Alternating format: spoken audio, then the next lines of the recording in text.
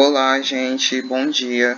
Nós vamos dar início agora à apresentação do nosso seminário sobre o capítulo 4 do livro Utopia e Massificação, que tem por título Desbunde, Diversão e Resistência, a Cultura nos Anos de Chumbo, que se passa entre 1970 e 1975. Eu sou o Marcelo e as outras meninas são a Alejandra, a Ana Conde e a Melissa.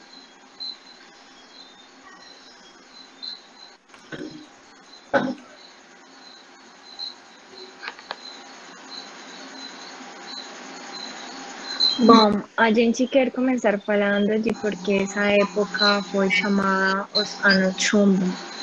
Esses anos foram o período mais repressivo da ditadura militar no Brasil, estendendo-se basicamente do fim de 1968 com a edição do Ato Institucional número 5 até o final do governo de Médici, em março de 1974. Alguns reservam a expressão anos de chumbo especificamente para o governo de Médici. O período também se destaca pelo feroz combate entre a extrema esquerda versus a extrema direita, de um lado e de outro, o aparelho repressivo policial militar do Estado, eventualmente apoiado por organizações paramilitares e grandes empresas, tendo como pano de fundo o contexto da Guerra Fria. Também quero falar de dois fatos que fizeram de Médici. Agora vou falar mais dele, um dos mais incomuns presidentes da ditadura militar. Ela foi inaugurada em 1974 e foi a utilização maciça de propaganda, com gasto de milhões de cruzeiros, estimulando o patriotismo como apoio à ditadura militar, como, por exemplo, a criação do slogan Brasil, ame-o ou deixe-o, na reabertura por ordem de Médici do Congresso Nacional em 1969.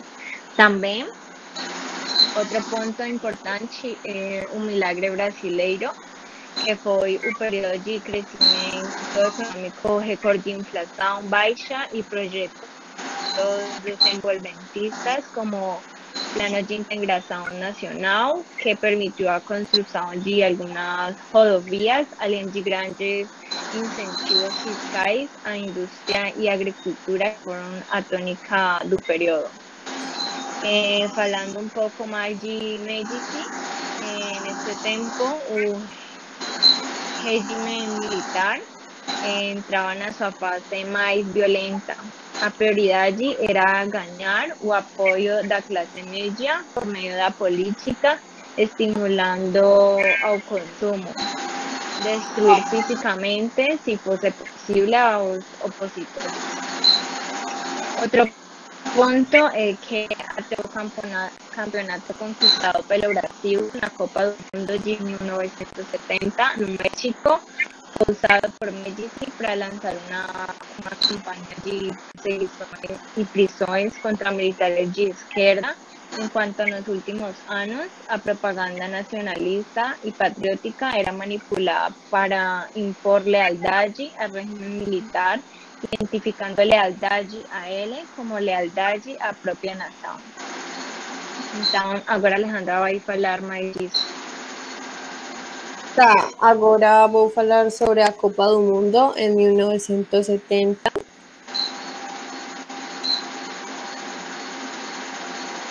A conquista do tricampeonato de futebol na Copa do Mundo, realizada no México em 1970, foi perfeita para a propaganda do governo.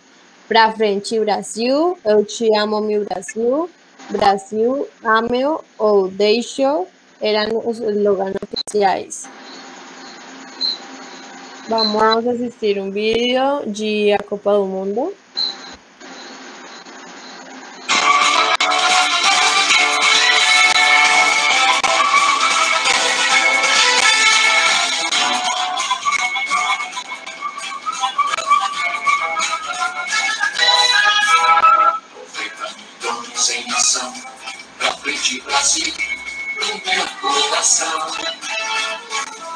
Juntos vamos pra frente, Brasil, salve a seleção. De repente é uma corrente pra frente, parece que todo o Brasil é uma mão. Todos ligados na mesma emoção, tudo é um só coração. Todos juntos vamos pra frente, Brasil, Brasil, salve a seleção. Todos juntos vamos pra frente, Brasil. Também fizeram uma canção com o nome Eu Te Amo, Meu Brasil, que foi composta por Dom, nome artístico de Eustáquio Gomes de Farias, da dupla Dom e Ravel, e apresentada ao grupo Os Increíbles, que buscaban material para seu disco homónimo para ser lançado no final daquele ano.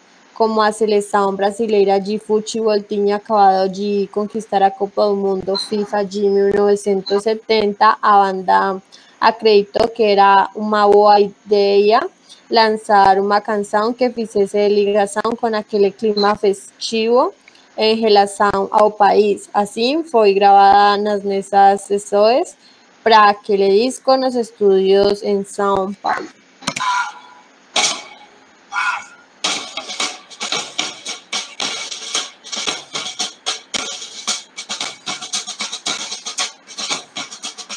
As praias do Brasil ensolaradas, o chão onde o país se elevou. A mão de Deus abençoou, mulher que nasce aqui, deu muito mais amor. No céu do meu Brasil tem mais estrelas, o sol do meu país mais esplendor. A mão de Deus abençoou, em terras brasileiras vou plantar amor. Eu te amo, meu Brasil, eu te amo. Meu coração é verde, amarelo, branco, azul, anil. Eu te amo, meu Brasil, eu te amo. Ninguém segura a juventude do Brasil.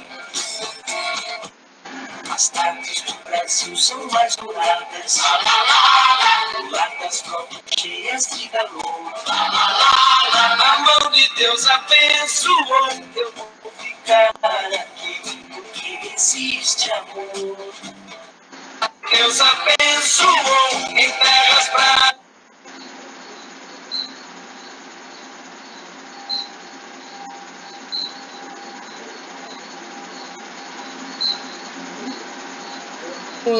Tá agora nomes ligados a várias áreas de expressão cultural, política e artística encontravam-se fora do país. Por volta de 1970, músicos populares como Chico Buarque, Caetano Veloso, Gilberto Gil, Geraldo Vandré, mesmo aqueles que haviam sido poupados das primeiras sasas, as bruxas realizadas pelo regime militar não resistiram ao segundo ciclo de perseguição. Então vamos escutar uma música de Chico Buarque.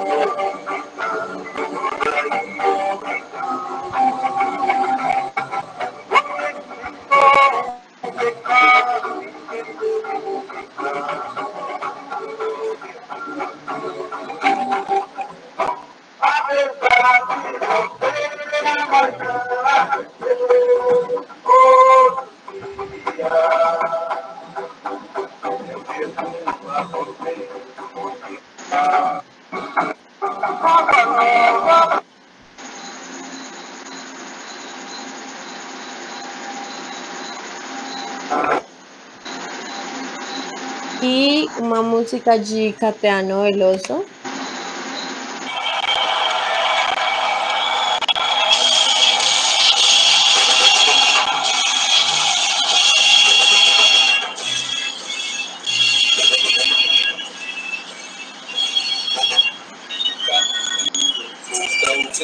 Do silêncio sem tormento, o sol de quase desenho. O sol se reparte em crises passionais, em cardinais polidas. Eu vou em caras de presidentes, em grandes beijos de amor, em dentes, pernas, bandeiras, como a ilegítima cruz. O sol nas bancas de revista me enche de alegria e preguiça. Quem lê tanta notícia, eu vou recordo seus nomes, os olhos cheios de cores, cheio de amores. Eu vou.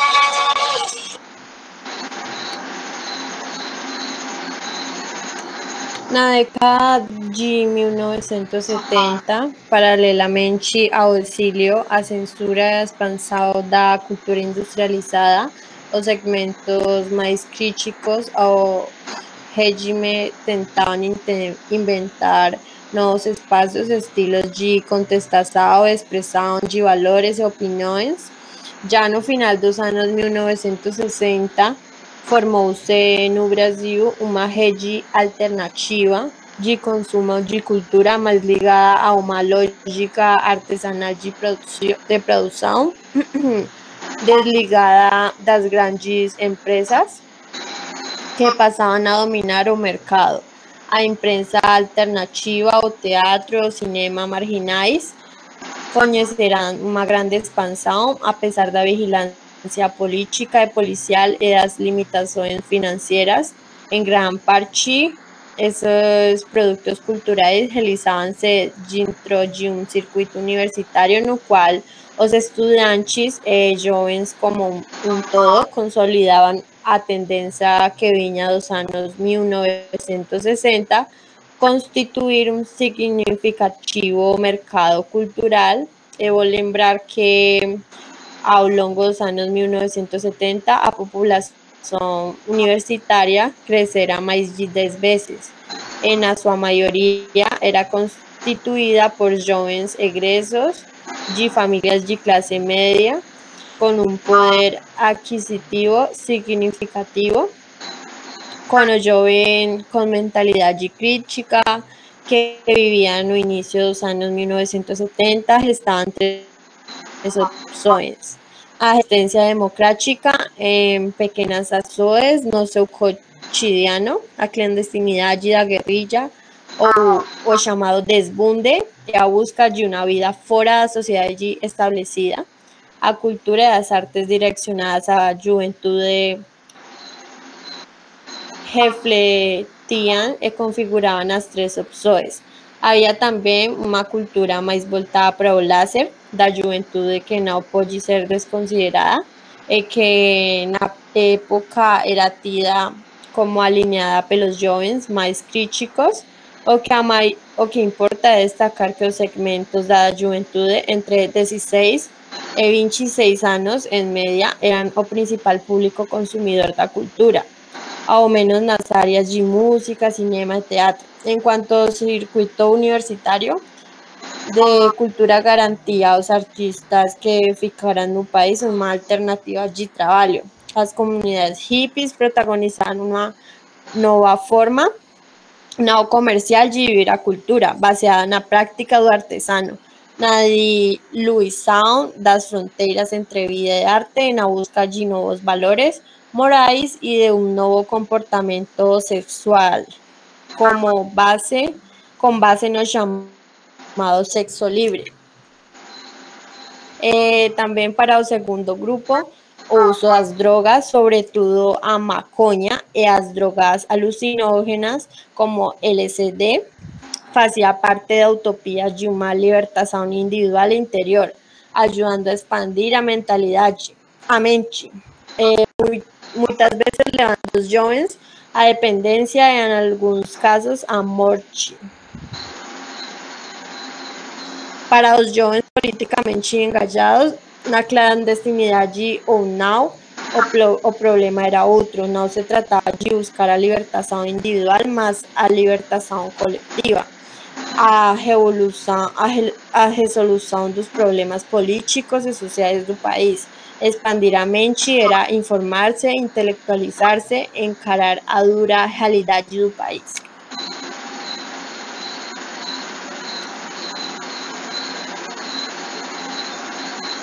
Outro ponto importante é a guerrilha do Araguaia, um movimento guerrilheiro existente na região amazônica brasileira ao longo do rio Araguaia, entre fins da década de 1970 e a primeira metade da década de 1970.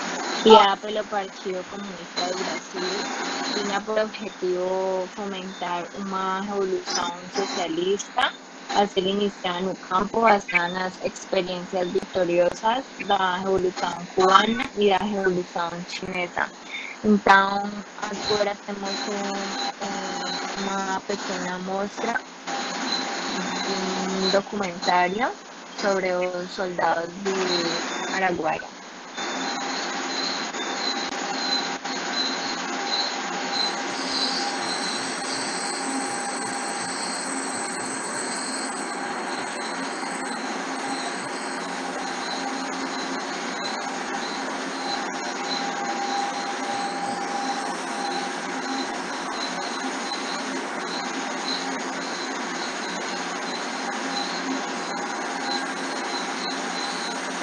O comandante lá falou, você é louco, não existe. Onde você já viu falar em guerrilha do Araguaia? Você tá ficando louco.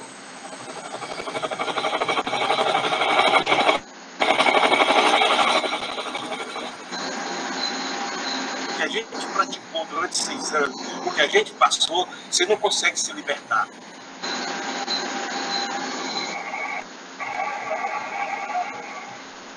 Pegaram nós, que nós é filho da região, conheci e conhece a região toda, palmo por palmo.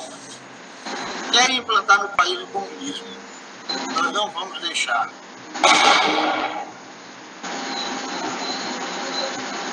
Tudo que eles faziam era para nós não sofrer dor, não sofrer pena da pessoa que está apanhando. Eu tenho pesadelo todos os dias de lá para cá, todos esses anos. Enchia a boca de açúcar com água e a gente amarrava pés, mão, que a pouco era tanto marimbondo, tanta mosca, tanto mosquito, tanta formiga roendo. O exército daquele tempo, ele decidia que vivia que morria. Prendiam de maldade as pessoas, levavam para o quartel, batia. Tu ia vir por dentro, já quase.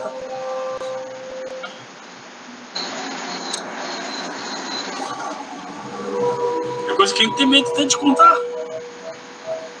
Mandaram nós embora do quartel, falou assim, vocês nunca viram, não fala e não ouviram. Tá bom. Eles já fazem 40 anos, mas não apagam.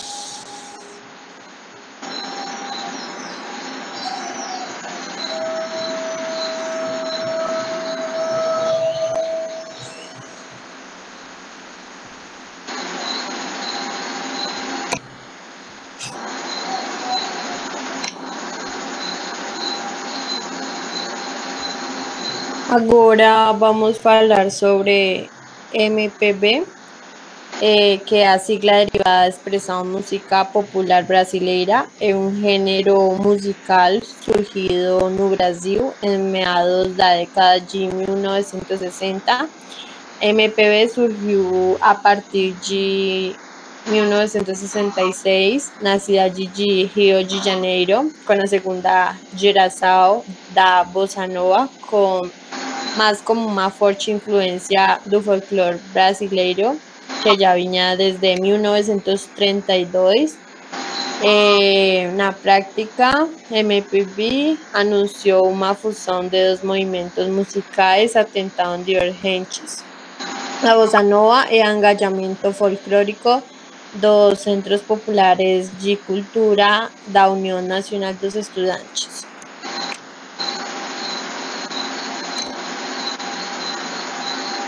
Com o retorno ao Brasil de artistas mais expressivos de MPB, como Chico Buarque em 1971 e Caetano Veloso em 1972, o cenário musical se animou. Chico gravou um álbum histórico considerado um marco de qualidade poética na canção popular brasileira chamado Construção. Por exemplo, na canção que dava nome ao LP, utilizava-se de um exercício poético bastante refinado para apresentar o cotidiano de um operário numa construção, culminando com sua queda e morte. Metáfora da expressão social e existencial que se abatia sobre as classes populares no Brasil. O LP tive grandes aceitação de público e crítica e recolocava Chico no primeiro plano da mídia e da cultura brasileira. Caetano depois de lançar a bela e melancólica London London, cujas canções retratavam em inglês seu estado de espírito no exílio londrino. Gravou Trança e o álbum experimental Araçá Azul, cheio de ruídos, arranjos e entonações inusitadas. Este, aliás, foi a maior encalhe da indústria fonográfica brasileira. Mas o exílio de Caetano, como havia resgatado para a juventude universitária engajada depois dos embates entre estas e o compositor baiano ao longo de 1968. Então, vamos ouvir a canção de Caetano e Chico Buarque.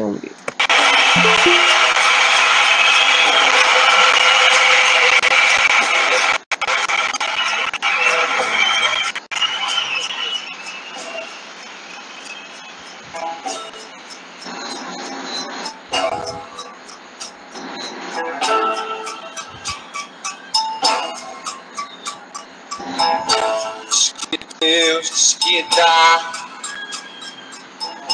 diz que Deus dará.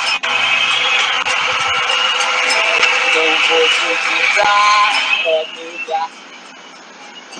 E se Deus não dá, como é que vai ficar? Ó, negar.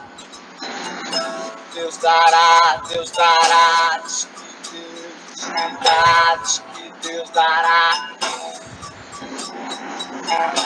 Não vou duvidar, ó, negar. E se Deus negar, eu vou.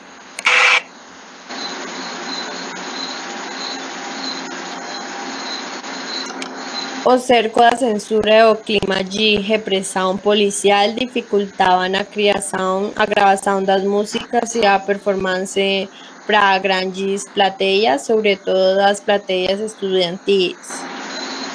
Ainda assim, um considerável circuito de shows em campi universitários levava inúmeros artistas ao contato com o público mais aficionado a MPB.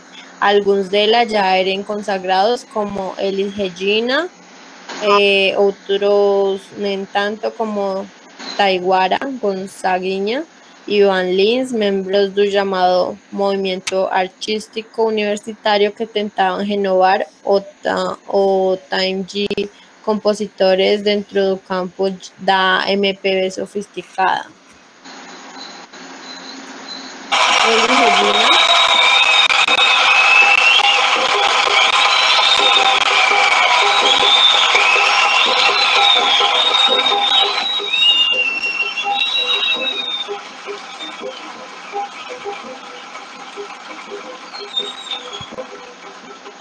Há muito tempo nas águas da Guanabara, o dragão do mar reapareceu na figura de um bravo feiticeiro, a quem a história não esqueceu. Conhecido como navegante negro, tinha a dignidade de um mestre-sala. E ao acenar pelo mar, na alegria das regatas, foi saudado no porto pelas mocinhas francesas, jovens polacas e por batalhões de mulatas. Rubras cascatas choravam das costas dos santos entre cantos e chicotes.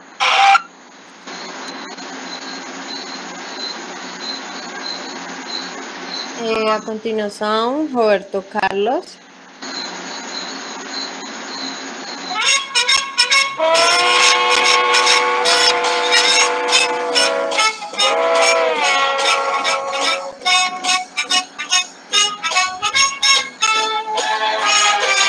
Vista a roupa, meu bem, vista a roupa, meu bem.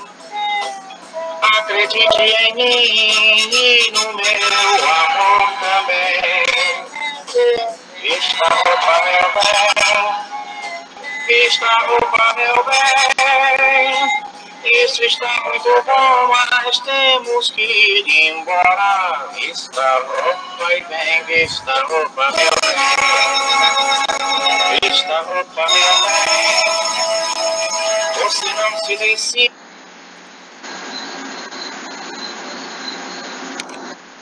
En 1972 explodía otro fenómeno musical ya conocido como compositor havia algum tempo, Milton Nascimento, que trouxe junto todo o Clube da Esquina um conjunto de compositores, instrumentistas e intérpretes de Minas Gerais que fundiam gêneros e estilos locais como o rock. O álbum Clube da Esquina 1 de Milton Nascimento, Elo Borges, era uma verdadeira coleção de clássicos da canção que apresentavam uma visão mais sutil, porém não menos crítica, do momento social e político. O Trem Azul, São Vicente, Nada Será Como Antes, Paisagens na Janela, entre outros, retratavam a busca por liberdade individual e coletiva, por meio de imagens poéticas sutis e músicas sofisticadas, fora das fórmulas conhecidas até então.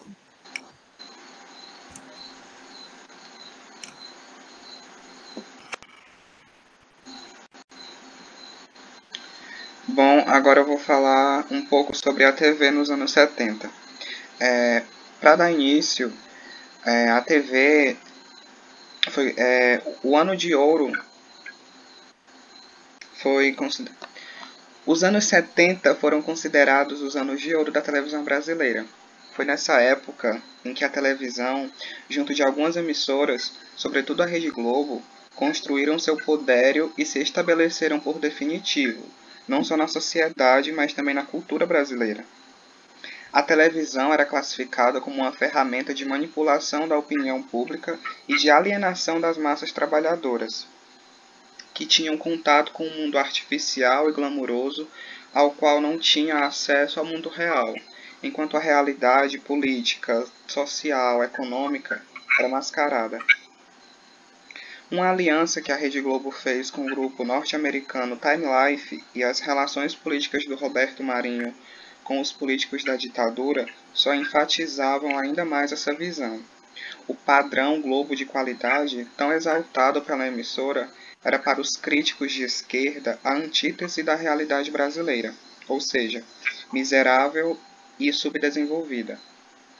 A emissora mascarava um mundo repleto de contradições ao criar um produto cultural belo e asséptico. A televisão, durante os anos 70, sempre esteve ao lado do poder institucional. Entretanto, alguns programas realizados por profissionais sérios e nem sempre envolvidos com a ditadura buscavam criar uma atmosfera reflexiva nos telespectadores. É claro que ao lado dessa proposta, tinham restrições, não apenas pela vigilância dos censores, mas também pelas próprias limitações desse meio de comunicação. que era muito mais voltado ao lazer e à audiência superficial e dispersa do que a incitação à reflexão dos espectadores. Adjunto ao telejornalismo, a teledramaturgia era um dos produtos mais estratégicos para a construção da opinião pública conformista. Ela foi a grande inovação, se tratando de linguagem e fenômeno de audiência nos anos 70. Os programas de auditório não tinham mais o mesmo prestígio que os dos anos 50, 60, embora os campeões de audiência seguirem firmes e fortes na preferência popular. Aí a gente tem um exemplo que é o programa do Silvio Santos, um dos exemplos.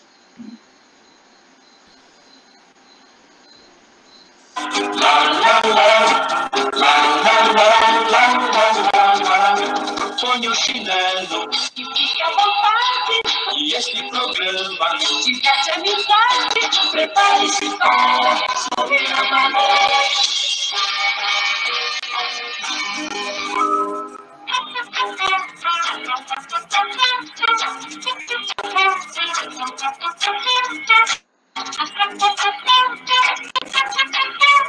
É tempo de sorrir, sorrir.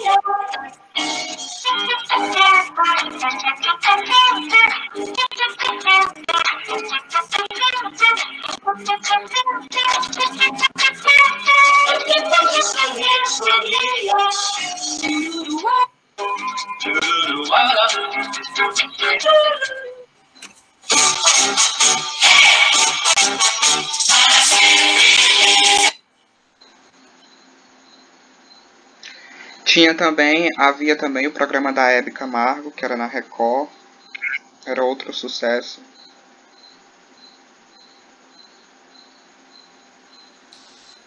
Em 1970, na mesma noite em que ganhava os prêmios Roquete Pinto e governador do estado, a apresentadora Hebe Camargo cantaria sucessos de Carmen Miranda. Quero ver-te santo tapandeiro para o mundo sambar.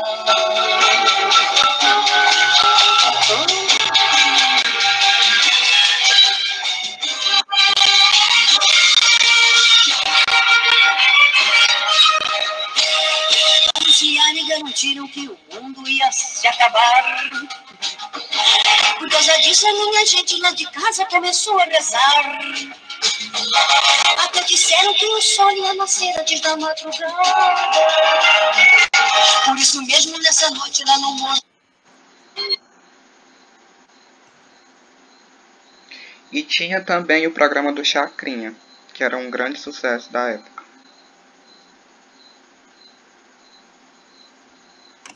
Viva a mãe do Vanderlei Cardoso! Viva a mãe do Antônio Marcos! Viva a mãe do Miguel do Silva! Viva a mãe do Pinduca! Viva a mãe do Roberto Carlos! E agora recebam o maior quarteto vocal da América do Sul, os meus amigos Golden Boys. Palmas para ele, quero ver! Palmas para os Golden Boys! Palmas, palmas!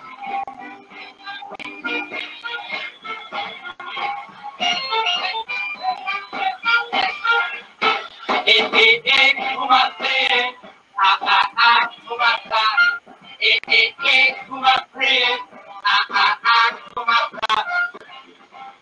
Kumateira, tá saindo lá de lá. Tem alguém chamando coisa, tá botando pra quebrar. Ou será que é o também?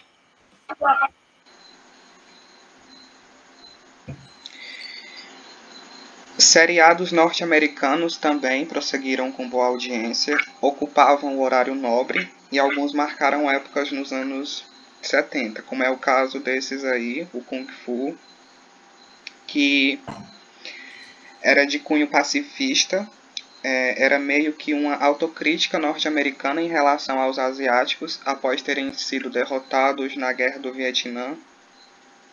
No seriado, um japonês com ares de filósofo derrotava, tanto na palavra quanto no braço, os vaqueiros machões do Velho Oeste.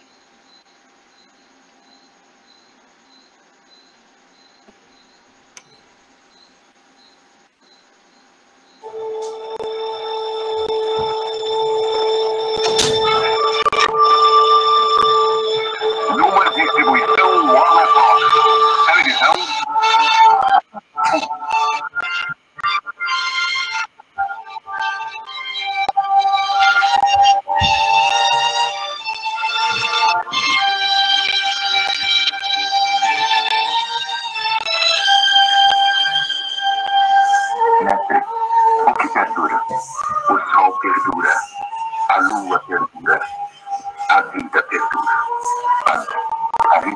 jovem terminou. Era mais jovem do que eu. Tem uma filha para chorar por ele. Tem um filho para espalhar sua semente. Dizem que as folhas borram a árvore. E que quando as folhas caem, a árvore estremece.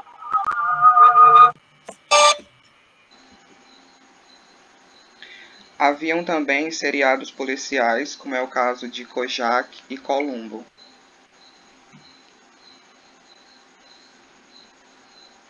Shout Factory TV, changing the channel.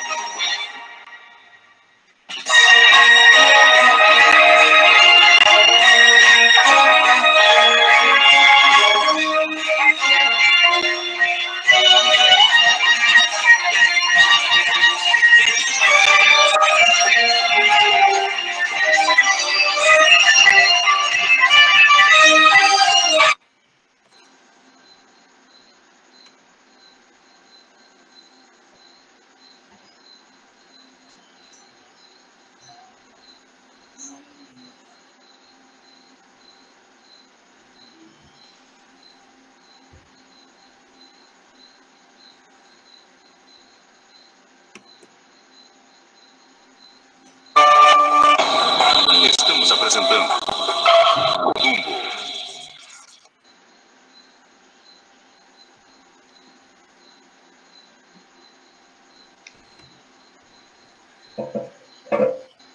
Com receio de que os enlatados, como eram chamados pela crítica os seriados norte-americanos, fossem destruir a produção nacional, a TV brasileira consolidou sua vocação para a teledramaturgia, as novelas, no qual a Rede Globo colaborou no aperfeiçoamento, convertendo-se num dos principais produtos de exportação da indústria brasileira. O estranho é que boa parte dos dramaturgos ligados ao Partido Comunista Brasileiro, o PCB, como Dias Gomes, Oduvaldo Viana Filho e Paulo Pontes, contribuíram para essa renovação das novelas na TV. Esses e outros nomes contratados pela Rede Globo tinham razoável liberdade de criação e diversificaram o estilo, a temática, a linguagem das novelas, aprofundando uma tendência realista e sociológica já manifestada em 1968. Corrupção, violência social, competição, conflitos sociais eram temas que estavam frequentemente presentes nessas novelas. Irmãos Coragem e Selva de Pedra, no horário das 8, de Janete Clair, ela que era uma das principais dramaturgas da época.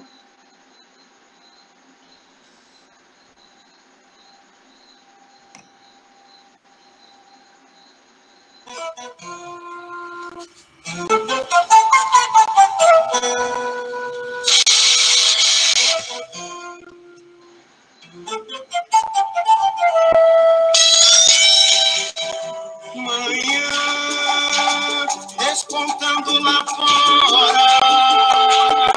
Manhã, já é sol, já é hora.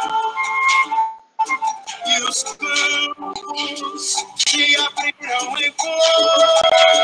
Que é preciso coragem, que a vida e a gente deixa o amor. Abre o peito, coragem, vão. Faz do amor sua imagem, vão.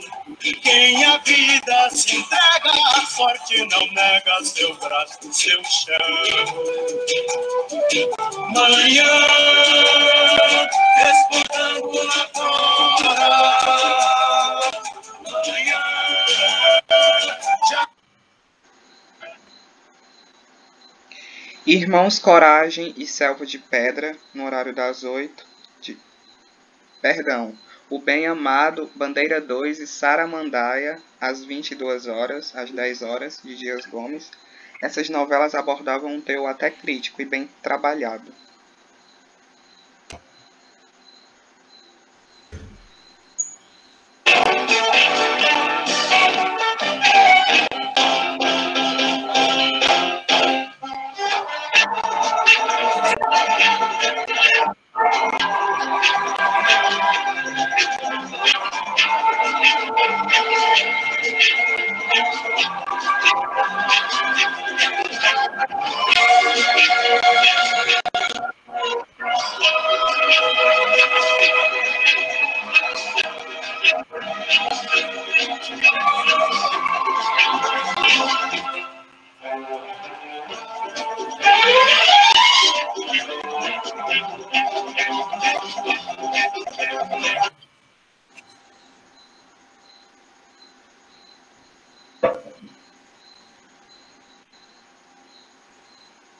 Outras duas experiências ousadas na teledramaturgia dos anos 70 eram os casos especiais, que tinham episódios únicos e duravam cerca de 1 hora, e o seriado A Grande Família, que era uma família de classe média repleta de adversidades em pleno ufanismo do milagre econômico.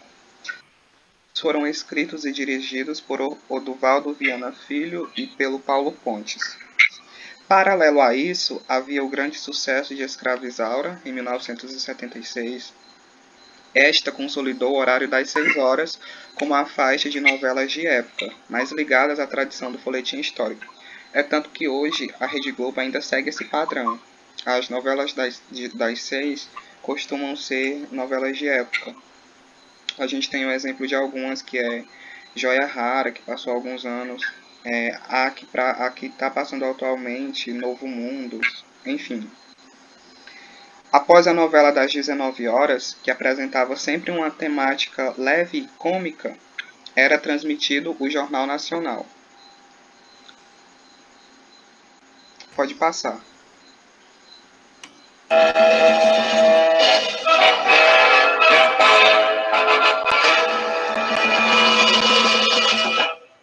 Quando o sol da manhã vem nos dizer que o dia que vem trazer o remédio pra nossa vida. Vamos demorar de verdade, e a mão está sempre a esperar, enquanto o foco desta vida que te prova que acalmar, o lazinho que tu vai ver, sem amar, ainda na boca do mal tem a agonia. A vida na coração é chance, e se há muito mais que perdão, quando o sol da nasce. Pode passar.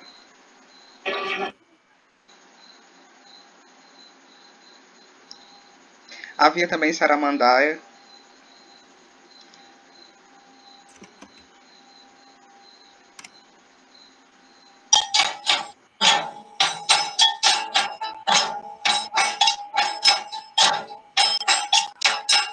Padrão misterioso,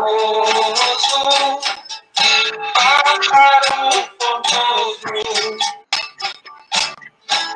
tudo é mistério nesse teu voar.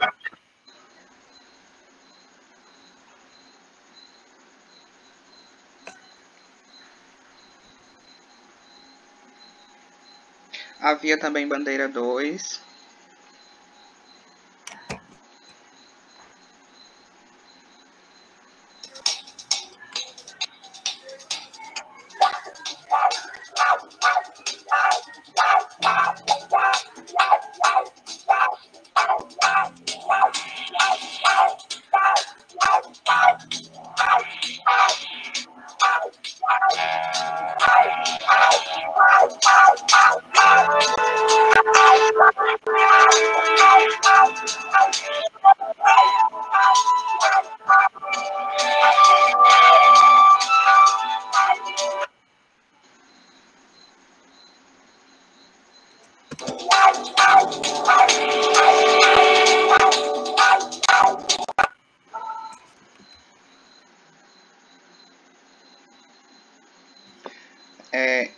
voltando, após a novela das 19 horas, que foi os exemplos que a gente viu, que foram Bem Amado, Selva de Pedra, vinha o Jornal Nacional. O JN era transmitido a partir das 19 horas, a partir das 8 horas, perdão. Ele foi criado em 1969, era apresentado pelo Sérgio Chapelin e Cid Moreira na época. Ao longo dos anos, o JN consolidou-se como o principal jornal da TV brasileira. Ainda é até hoje, né, no caso. O formato jornalístico do JN na época era bem simples. No bloco internacional eram apresentados os atos terrorismo, guerras, tragédias naturais e desastres. Quanto à parte nacional, eram veiculados os atos do governo, grandes obras, alguma crônica social e fatos diversos, como saúde, educação, natureza e curiosidade da vida privada. Jamais o JN mostrava uma notícia de conflito ou dava voz a alguma dissidência política. Pode passar o vídeo.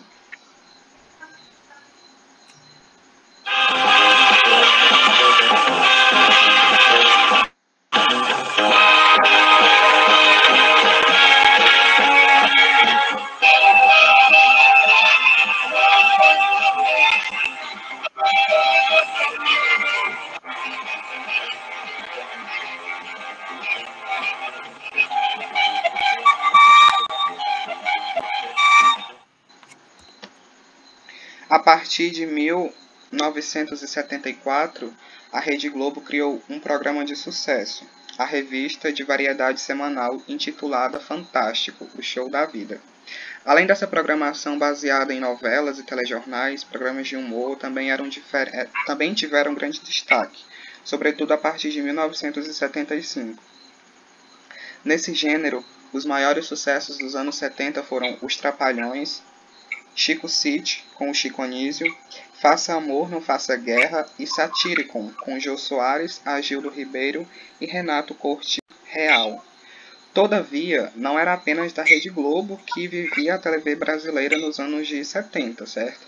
A TV Record também, em decadência e atingida por 2 incêndios em suas instalações, ainda arriscava em alguns programas de auditório e nos musicais.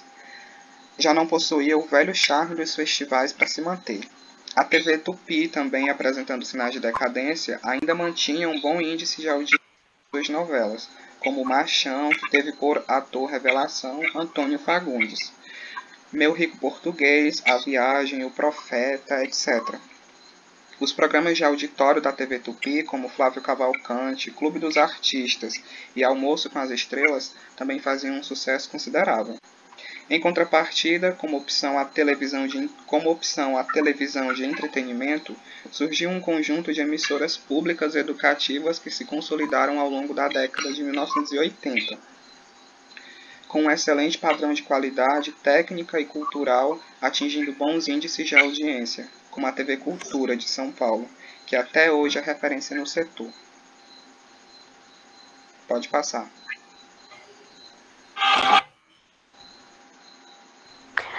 Bom, agora eu vou falar sobre o teatro brasileiro nos anos 1970. O teatro foi uma das indústrias mais afetadas pelas militações e ditadura da década de 1970. Em um desbunde onde a liberdade de expressão era praticamente proibida, oprimindo e restringindo a opinião diante dos eventos ocorridos na época. Agora vamos olhar um vídeo que fala sobre as proibições e ditaduras no teatro brasileiro. Pode passar.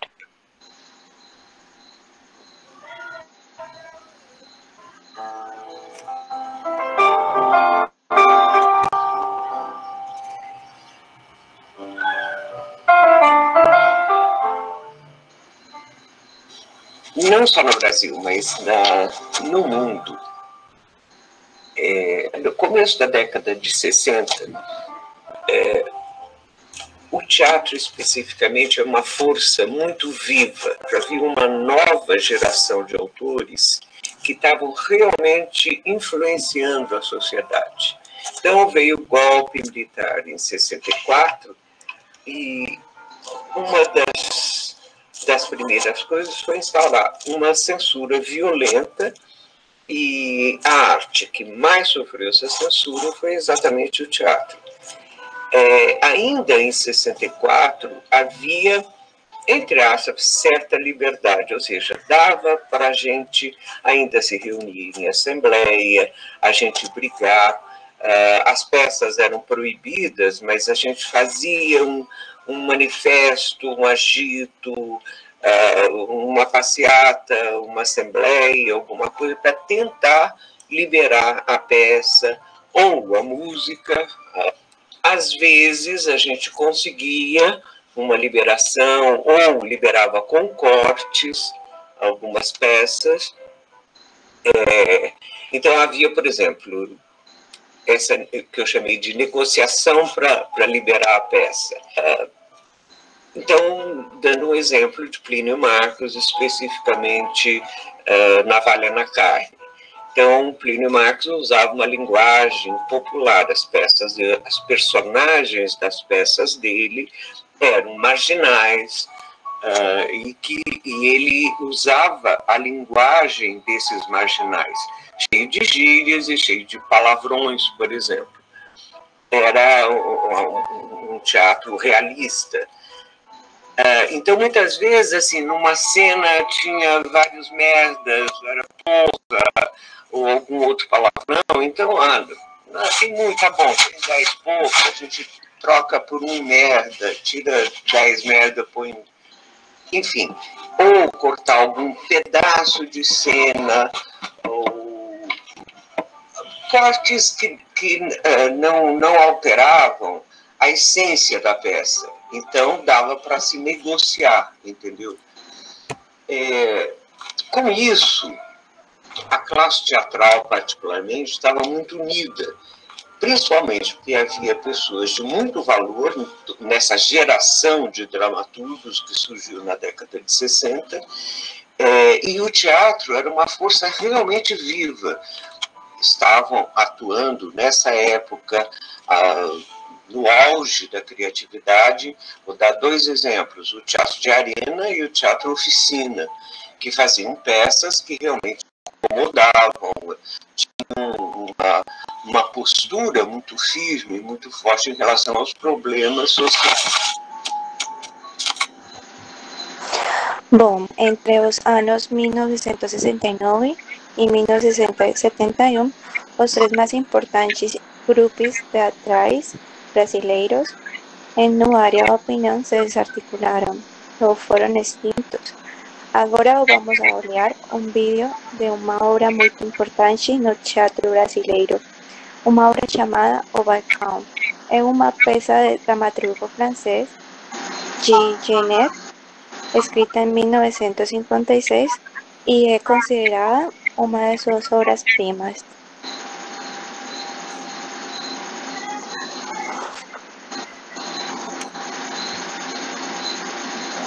Uma função é uma função, não é uma maneira de ser.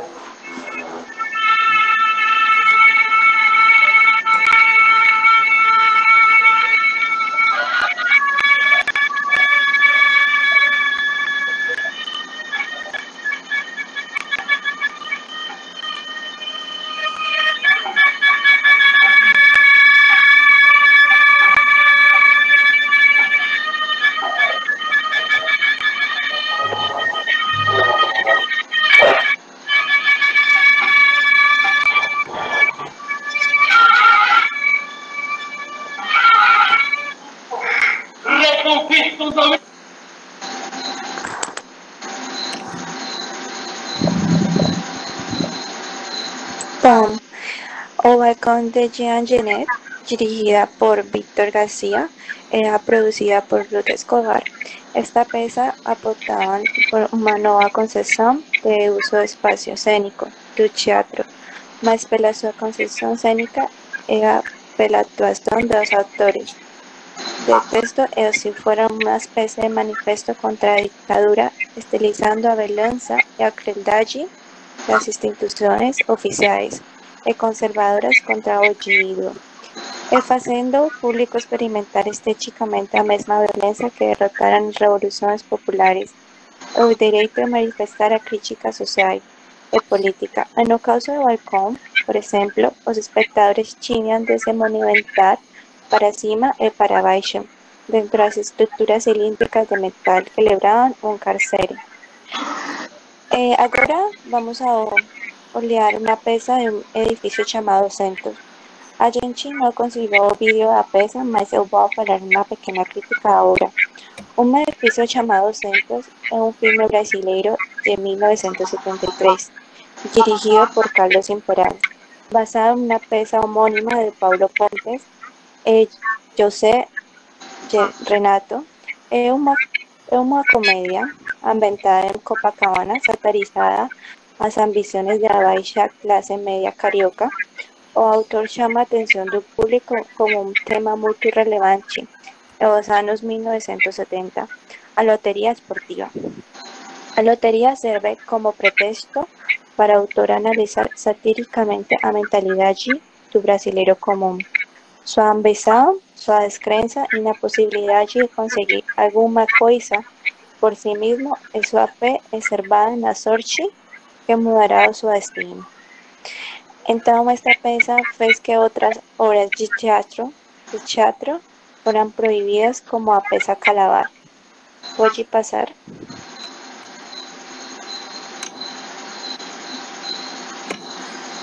O Calabar de Chico Buarque e a Rui Guerra, dirigida por Fernando Peixoto, é uma das mais recentes e a boa novidade do teatro paulista. Esta foi proibida desde 1973 e a foco da crítica do Chico Buarque e Rui Guerra era uma conjuntura repressiva entreguista, como eram qualificados aqueles que entregavam o país a multinacionais do capitalismo, que o Brasil vivia após o golpe militar. Como resultado dessa ousadia crítica, a peça foi totalmente proibida. Por último, o teatro foi mergulhado em uma profunda reflexão sobre a sua ascensão em funções sociais. O teatro brasileiro conseguiu atravessar as maiores turbulências da fase mais dura do regime militar. Pode passar.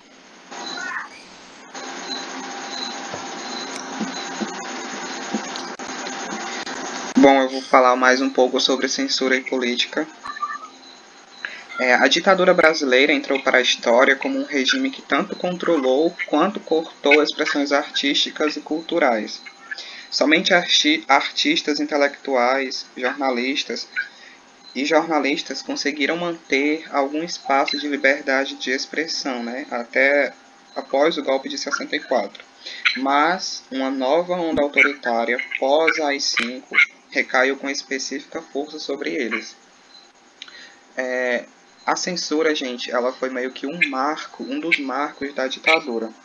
No aspecto formal, ela estava a cargo do Departamento de Censura e Diversões Públicas do Departamento de Polícia Federal.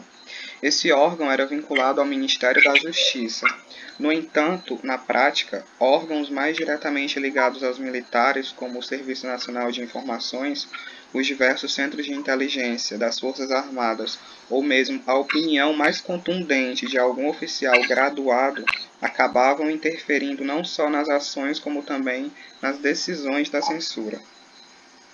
Ela foi regulamentada entre o final de 1968 e meados de 1969.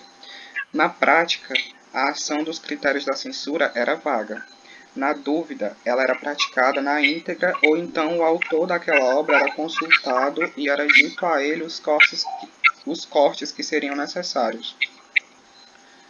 Uma obra poderia ser proibida por causa do seu título, como ocorreu com o livro O Vermelho e o Negro, de Stendhal, ou O Cubismo, de Ferreira Goulart, que nada tinham de comunistas, mas, na brilhante interpretação dos censores, o vermelho do título fazia alusão ao comunismo e o cubismo fazia referência a Cuba, que é um país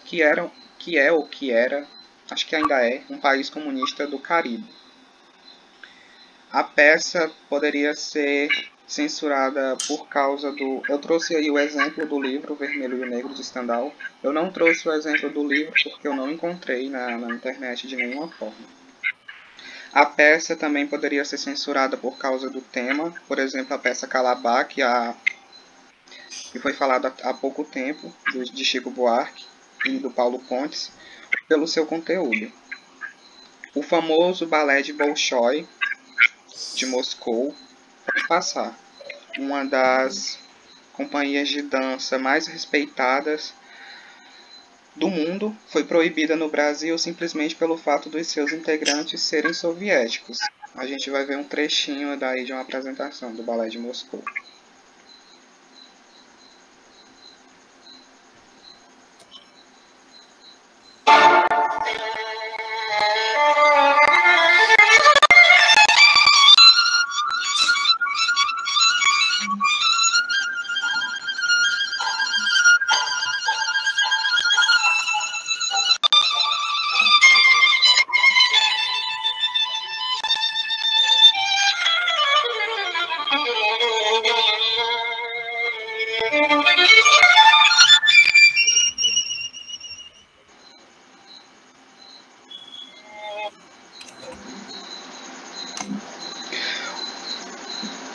Uma obra poderia ser meramente censurada por conta do seu autor, caso este nome fosse, abre aspas, maldito, fecha aspas, nos meios militares, considerado subversivo, deveria ser censurado particularmente e vigiado. Foi o que aconteceu com Chico Buarque na música ou com Plínio Marcos no teatro. Só que é interessante nós compreendermos a censura de uma forma mais detalhada. As suas ações e seus efeitos eram distintos consoante a área de expressão e a natureza da obra censurada. O teatro foi uma das áreas mais afetadas entre 1909 e 1979, onde a censura prevaleceu com mais rigor durante esse período. Cerca de 450 peças foram interditadas, total ou parcialmente. Já no cinema, cerca de 500 filmes, muitos deles estrangeiros, tiveram o mesmo destino. Na música popular, compositores como Chico Buarque, Gonzaguinha e Taiguara, dentre outros, foram particularmente perseguidos. Na grande imprensa e mesmo na pequena imprensa, que também pode ser chamada de alternativa, que são aqueles jornais sem vínculos com grandes empresas de comunicação, a censura foi rigorosíssima. A distinção era que nos grandes jornais e revistas, muitas das vezes havia um funcionário que ficava encarregado de executar os bilhetinhos que chegavam de Brasília, proibindo este ou aquele tema ou abordagem, sendo este funcionário também da própria empresa. A censura prévia nesses veículos de informação comprometia inclusive o lado comercial do jornal, pois atrasava o fechamento das edições e, consequentemente, a chegada dos jornais às bancas. Quanto à literatura propriamente dita, a censura foi mais atuante a partir de 1975, contradizendo a própria tendência de abertura do regime militar. Cerca de 200 obras foram proibidas.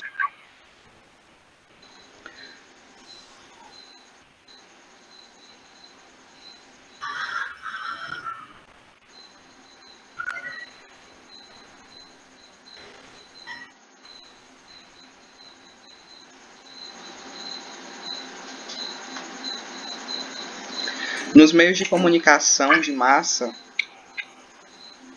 como o rádio e a TV, a censura era completamente ou mesmo substituída pela autocensura imposta pelos donos das emissoras e das redes.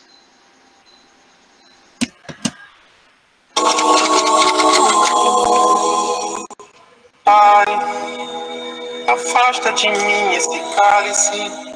Pai, afasta de mim esse cálice. Pai, afasta de mim esse cálice de vinho tinto tinto de sangue. Pai, afasta de mim esse cálice, Pai. Afasta de mim esse cálice, Pai. Afasta de mim esse cálice de vinho tinto de sangue. Como beber dessa bebida amarga, tragar a dor, engolir a labuta, mesmo calada a boca, resta o peito. Quanto à literatura propriamente dita, a censura foi mais atuante a partir de 1975, contradizendo a própria tendência de abertura do regime militar. Cerca de 200 obras literárias foram proibidas. Meios de comunicação de massa, como o rádio e a TV, a censura era complementada ou mesmo substituída pela autocensura, imposta pelos donos das emissoras e das redes. O motivo é simples: as empresas eram as principais beneficiárias da política de expansão da infraestrutura de comunicação. Qualquer conflito com o governo ocasionaria uma retaliação nos termos econômicos e financeiros. Seria algo desastroso para a atividade. Paralelo a esses procedimentos de vigilância e silenciamento da oposição cultural e política, o regime militar construiu um conjunto de políticas de incentivo à produção cultural, chegando em algumas áreas a apoiar financeiramente a produção e distribuição das obras, como no caso do cinema.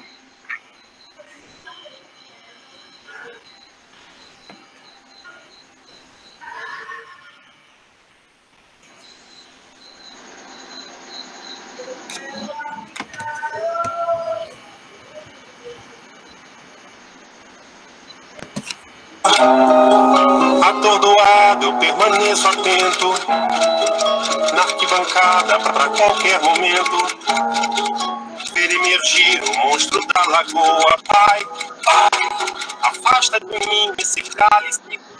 Pai. No início dos anos 60, o Brasil passava por um período de grande movimentação política. O então presidente Jânio Quadros renunciou em 61 e a presidência foi assumida por seu vice, João Goulart. Após um comício realizado em 13 de março de 64, no qual o discurso do presidente Jango foi voltado para as reformas de base, os setores civis e militares, conservadores e antirreformistas sentiram-se irritados. Ocorreram manifestações e marchas a favor da família e da liberdade em resposta à possível ameaça comunista.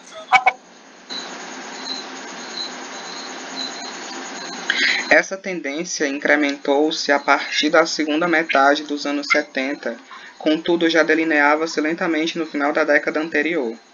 Algumas agências entraram em destaque nessa política de promoção e distribuição da cultura, como foi o caso da Embrafilme, ela que surgiu em 1969, e o CONCINE, Conselho Superior de Cinema, que surgiu em 1975.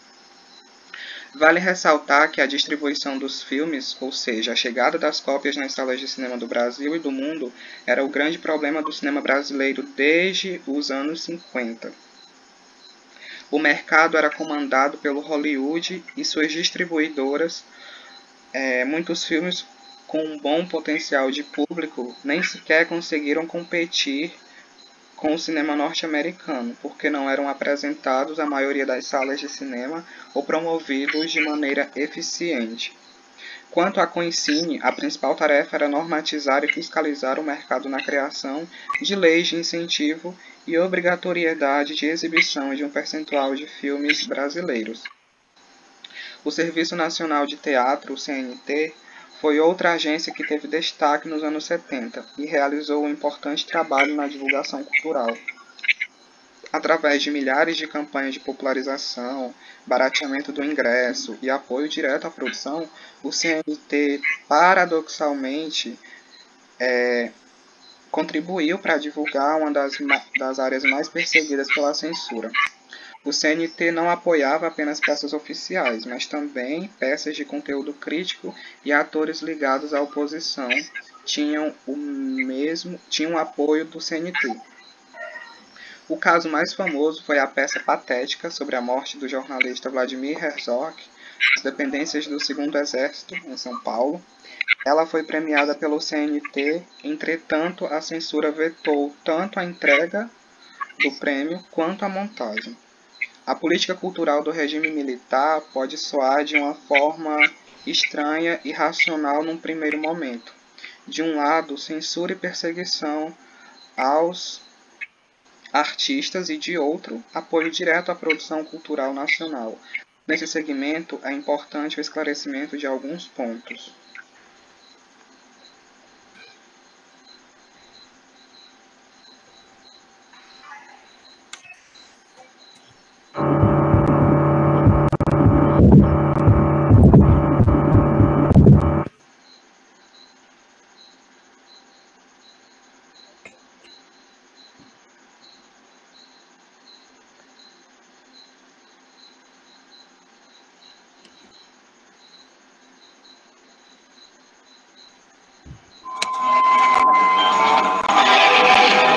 Atenção, senhores pais.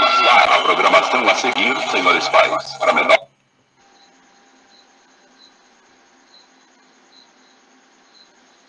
de 18 anos. Em primeiro lugar, o apoio direto à cultura nacional elevou-se à medida em que a censura ficou mais amena, isto é, a partir de 1975, aquela sugestão da abertura lenta, gradual e segura do governo Geisel, que foi entre 74 e 79. Relembro que esse governo possuía uma política de distensão em relação aos artistas e jornalistas como maneira de amenizar o isolamento alinhado à união pública de classe média das grandes cidades brasileiras, aquela leitura de jornais e aquela consumidora de produtos culturais. A derrota imprevisível do partido oficial, Arena, Aliança Renovadora Nacional, nas eleições de 74, deixou o governo perplexo com o comportamento do eleitorado das grandes cidades, e uma proximidade com a imprensa e os artistas era um canal importante de comunicação entre Estado e sociedade. Em segundo lugar, alguns governos militares, como o do general Geisel, apesar de aprofundar os elos econômicos com o capitalismo internacional, desenvolviam uma política nacionalista em vários setores. A cultura era um deles, uma vez que era um meio de integração nacional, independentemente do conteúdo das obras. O fato de uma produção nacional, seja na música, no teatro ou no cinema, conseguir um público, significava a preservação de um espaço importante em face da invasão cultural estrangeira, sobretudo a norte-americana, cuja força econômica era avassaladora. Em terceiro lugar, havia uma contradição entre os diversos órgãos e agências do governo. Enquanto os órgãos militares e de segurança mantinham uma lógica de controle, repressão e vigilância, muitos órgãos da cultura eram dirigidos por pessoas ligadas às artes e ao meio intelectual, sobretudo após 1975, como Roberto Farias na Embrafilme e Orlando Miranda no CNT. Essas figuras, além de serem elos entre o Estado e a classe artística, desempenhavam um papel de mediadores das tensões entre um e outro.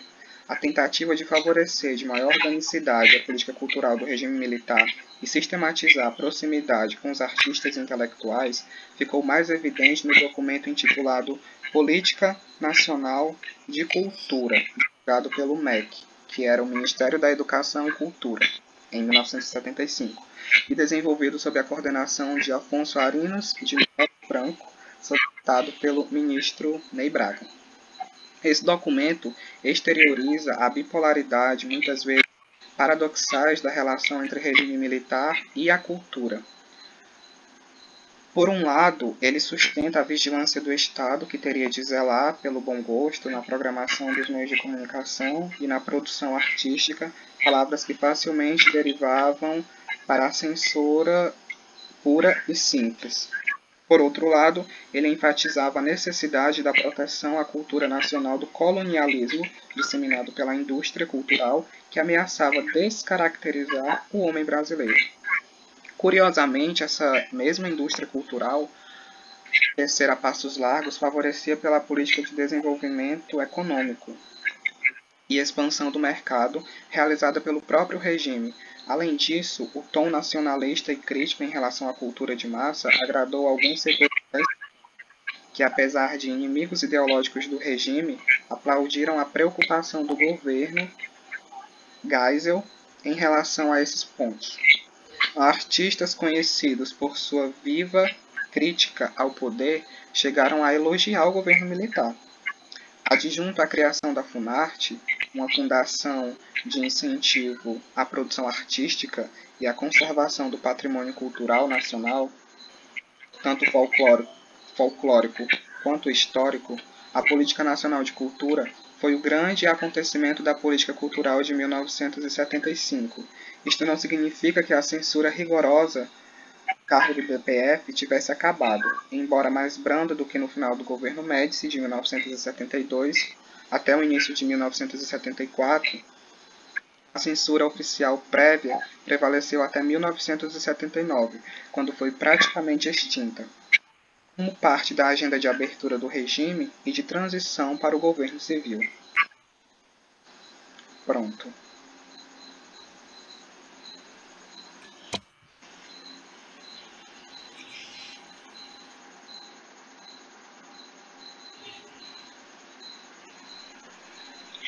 Bom, o cinema brasileiro dependia cada vez mais do apoio oficial para realizar filmes que fossem além da demanda por laser, marca principal do gosto popular pelo cinema.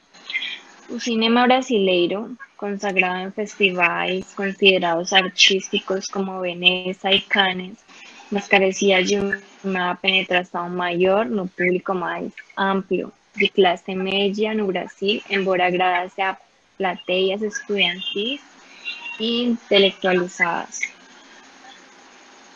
Pode passar.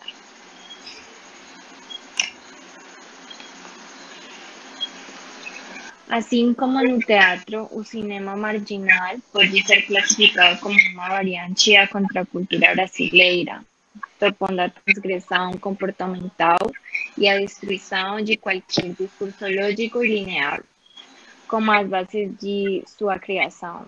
Nesses filmes, a linguagem do humor e do grotesco era usada como base das alegorias sobre o Brasil, considerado um país absurdo, sem perspectivas políticas e culturais.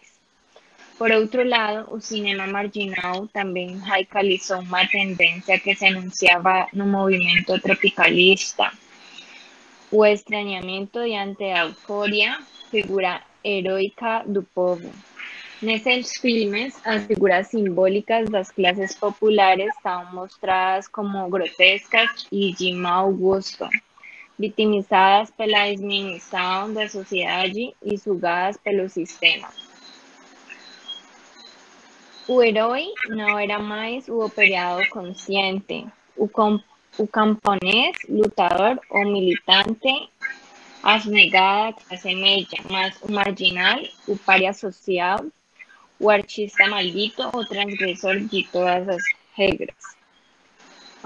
Agora vamos deixar um vídeo só por 4 minutinhos, pela questão de tempo.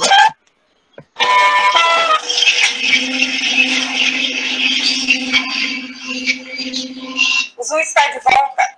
Um estilo de cinema que surgiu no Brasil logo depois do golpe militar e serviu como uma espécie de catarse contra a ditadura. A figura do anti-herói, os tipos desajustados, sempre à margem da sociedade. Bandidos, loucos, cafetões, prostitutas, ideias libertárias sob uma ótica nua e crua. O termo cinema marginal traduz um pouco das várias vertentes do cinema de autor. O de grude, cinema pessoal, anti-intelectualizado. O diretor Carlos Reichenbach entende bem desse assunto e é com ele que a gente vai saber mais sobre o gênero que retrata o submundo do país. Eu não me espanto com a terra sendo a estrela de eu.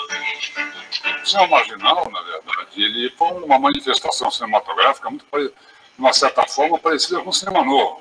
Foi um momento histórico que o Brasil estava atravessando e o cinema marginal surgiu naquele momento, ou seja, logo após 64, 65, 66.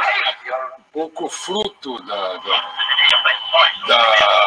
repressão. Usarei a repressão toda vez que acho que ser necessário. Não temo meus inimigos. Pouco fruto daquele momento histórico que a gente estava vivendo, desencanto com as revoluções, com as transformações que acabaram não acontecendo e, de uma certa maneira, também meio filhos da censura, cada vez era mais atenta ao tipo de cinema que estava fazendo. Estamos num momento crítico em que um golpe poderia estar fechando contra nós de qualquer direção e a qualquer momento. Esta é uma hora de ação, não de tristeza. Há uma coisa que eu acho que define bem essa diferença entre geracional e que diferencia bem o cinema novo do cinema marginal. Né? Ninguém gosta dessa palavra, mas de qualquer forma do cinema marginal. Eu acho que o cinema marginal troca a subversão pela transgressão. Na capital do mundo tudo barra limpa, na capital do mundo tudo barra limpa, na capital do mundo tudo barra limpa.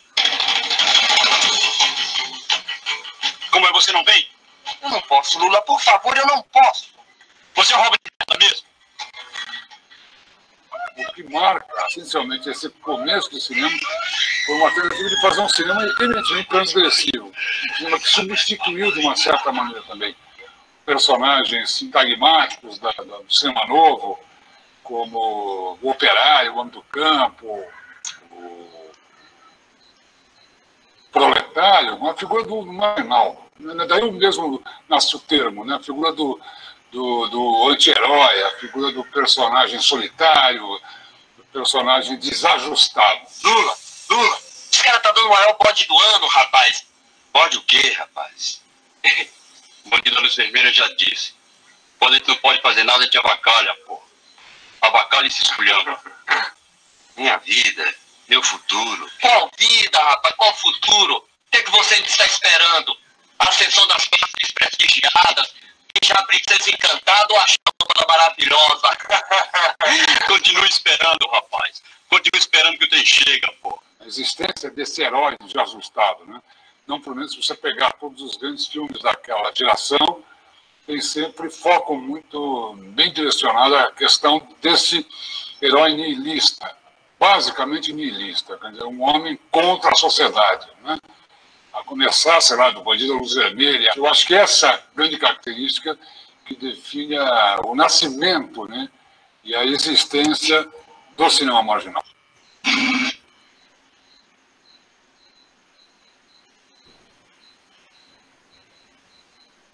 Bom, eu também quero enfatizar com os filmes. Agora temos aqui O Bandido da Luz Vermelha, que é um filme brasileiro de 1968, do gênero policial, dirigido por Rogério e é inspirado nos crimes do famoso assaltante João Acácio Pereira da Costa, apelidado de Bandido da Luz Vermelha. Este filme é considerado um clássico do cinema marginal. Então, agora vamos ver o vídeo.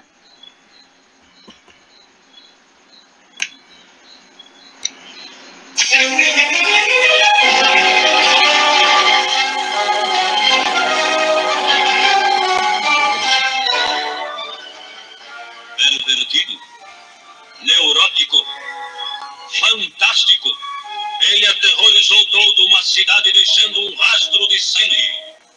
O mais famoso ladrão e assassino surge agora no maior filme do ano. Ei, seu Zé! Acorda, seu Zé!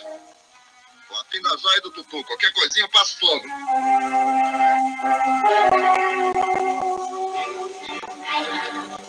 O Bandido da Luz Vermelha. No quadrilátero do crime, todo mundo é valente e ninguém perdoa quando a jogada é roubar, matar ou conquistar uma mulher.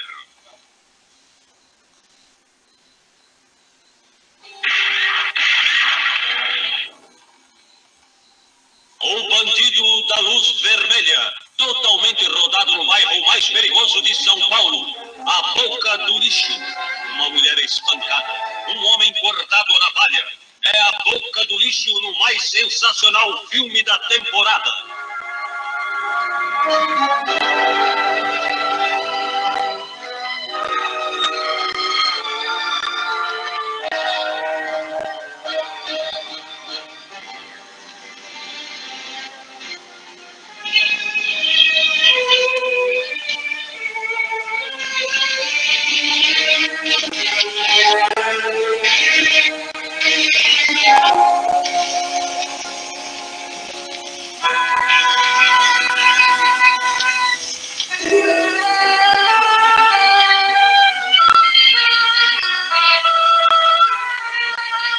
Estrelando Paulo Vilaça como bandido da luz vermelha. Helena Inês, Luiz Linhares, Adriano Sobrinho e Roberto Luna cantando seus grandes sucessos musicais. Nunca antes de O Bandido da Luz Vermelha, ninguém tentou levar para a tela o mundo selvagem, perigoso e feroz dos gangsters de A Volta do Lixo, onde, segundo ele, não existem habitantes, mas apenas sobreviventes.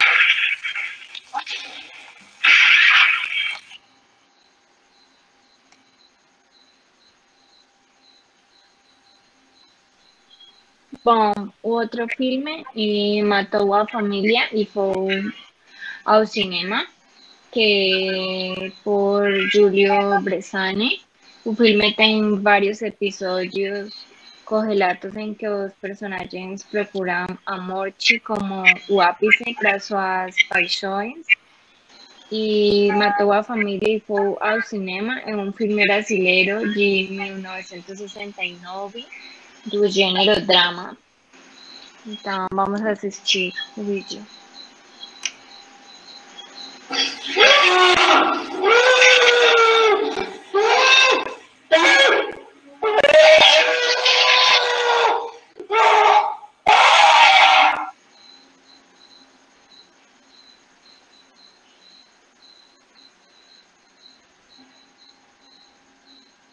Vocês é que querem. Vida não é nada. Vai ser muito pior ainda. Vocês é que pediram. Seremos reis, ouvindo? Reis! Reis!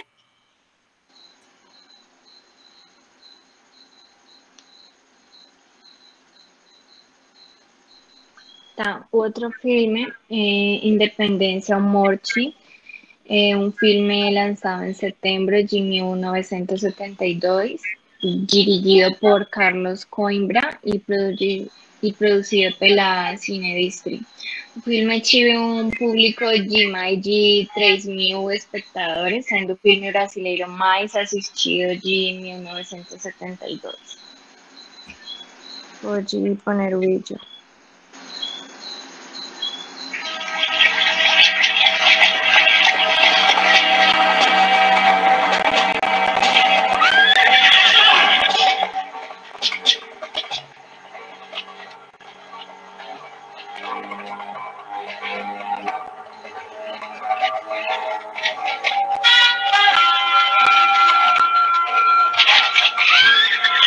Felizmente estamos chegando, Alteza. Já estamos na colina do Ipiranga.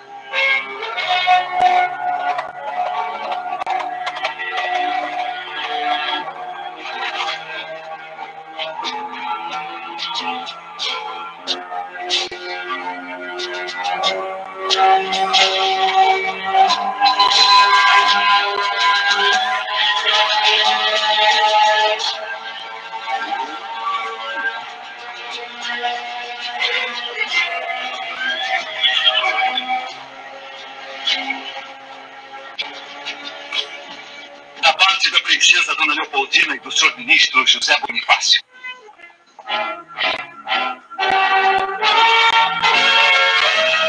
De Portugal nada mais temos a esperar, senão escravidão e horrores.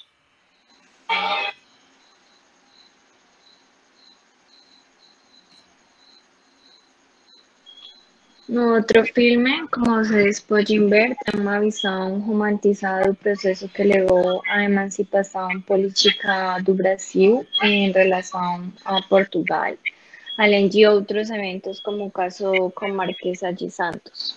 Agora temos o filme Os Inconfidentes, de Joaquim Pedro de Andrade. Então, é uma coprodução brasileira e italiana de 1972, do gênero drama histórico.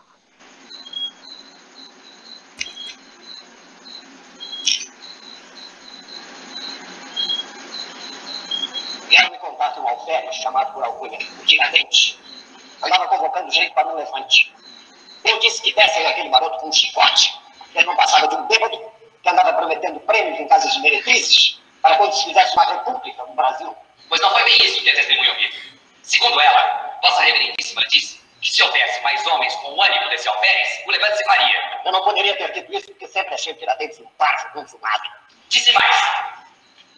Um príncipe europeu não tem direito ao Brasil, país livre que o rei não gastou nada para conquistar. Enquanto os brasileiros tomaram com seu sangue Pernambuco aos holandeses e resgataram com seu dinheiro o Rio de Janeiro aos franceses. Muito ao contrário, o que eu disse foi que alguém devia ter direito a esse país. Não os brasileiros, é claro, porque esses já nasceram vassalos.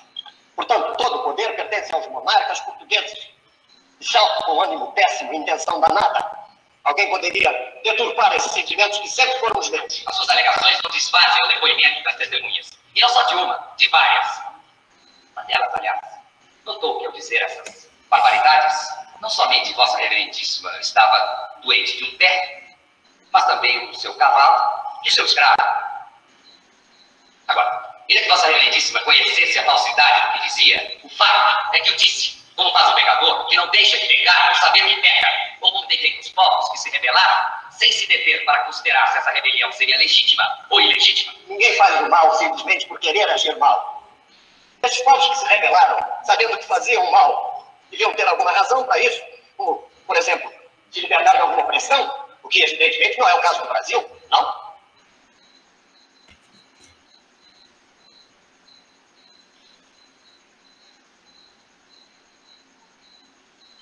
Tá. Um filme mais que, como era gostoso meu francês, é um filme brasileiro de 1971 do gênero aventura, dirigido por Nelson Pereira dos Santos. Retrata no Brasil, em 1594, um aventureiro francês com conhecimentos de artilharia é feito prisioneiro dos tupinambás. Segundo a cultura indígena, era preciso devorar o inimigo para adquirir todos os seus poderes, saber utilizar a pólvora e os canhões.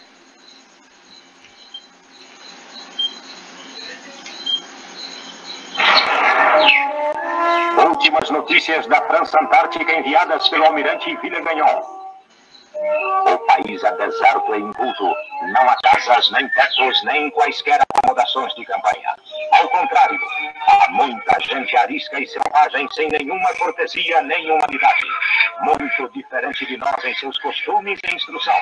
Sem religião nem conhecimento da honestidade ou da virtude, do justo ou do injusto. Verdadeiros animais com figuras de homens.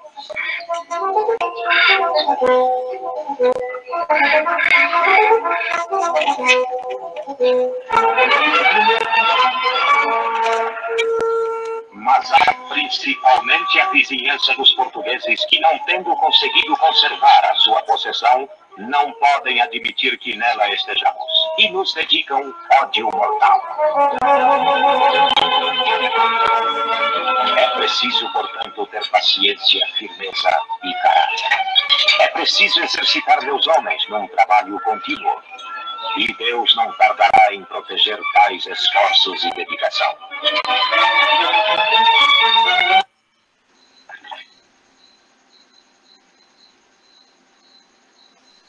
E finalmente, O Amuleto de Ogum é um filme brasileiro de 1974, dirigido por Nelson Pereira dos Santos também.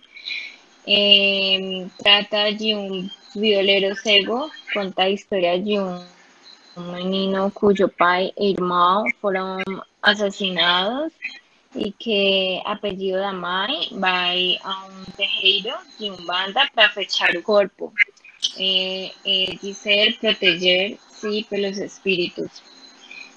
Crescido, envolve-se com um crime e a contravenção na Baixada Fluminense, até que se envolve como amante do bicheiro e é jurado de morte, mas conta com uma proteção do amuleto de Ogum.